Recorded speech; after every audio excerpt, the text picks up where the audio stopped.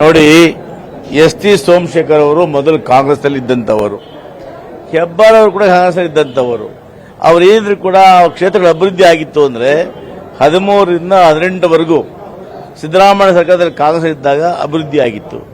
ತದನಂತರ ಯಾವುದೋ ಆಮಿಷಗಳಿಗೆ ಅವರ ಒಂದು ಬ್ಲ್ಯಾಕ್ ಮೇಲ್ಗೆ ಆಸೆ ಪಟ್ಟು ಬಿಜೆಪಿಗೆ ಹೋದ್ರು.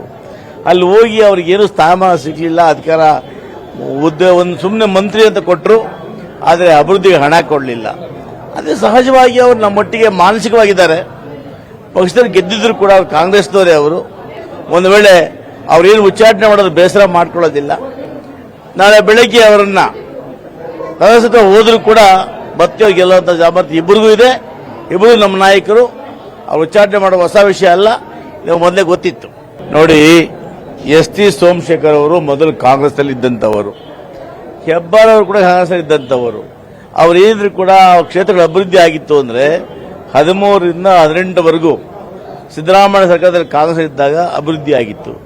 ತದನಂತರ ಯಾವುದೋ ಆಮಿಷಗಳಿಗೆ ಅವರ ಒಂದು ಬ್ಲ್ಯಾಕ್ ಮೇಲ್ಗೆ ಆಸೆ ಪಟ್ಟು ಬಿಜೆಪಿಗೆ ಹೋದ್ರು.